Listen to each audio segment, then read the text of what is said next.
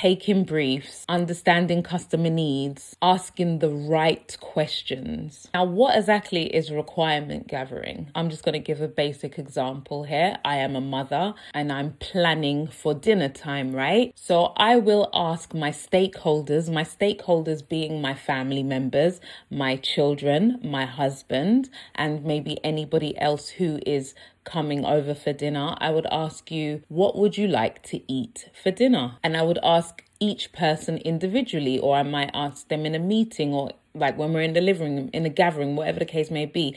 This asking the questions, that's the requirement gathering. That's me asking my team being my family, the stakeholders, because they are going to partake in the eating of the dinner. What would you like to eat? I will gather the notes. I will document these notes. Well, I wouldn't literally, but as a business analyst, you would document what everybody wants.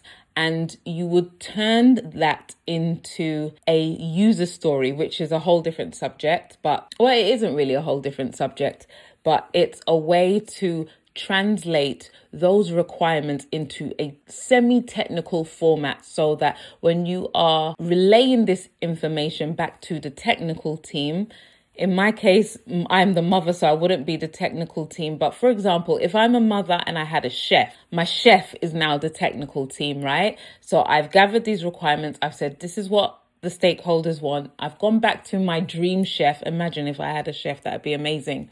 And I've said, the kids want to eat rice and chicken, or they want pasta salad with potato and, I don't know, macaroni cheese, and I don't know, just think of any, the list can go on. I would relay this information back to my chef and they will create the meal. So that is basically what a business analyst does. That is the process of requirement gathering. So another key skill is process improvement. So a lot of companies, a lot of teams, they have different processes of how they actually get things done.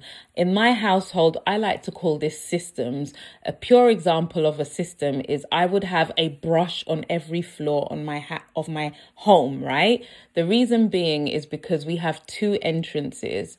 So it doesn't matter what entrance that the user, being my family, the users have to leave my home, they can access a brush really quickly. So on the top floor, they've got bedrooms. Everybody has a brush in their room to brush their hair. But what if they've forgotten to brush their hair and they're about to leave the house and they're at the bottom floor? They don't need to run all the way up to the top floor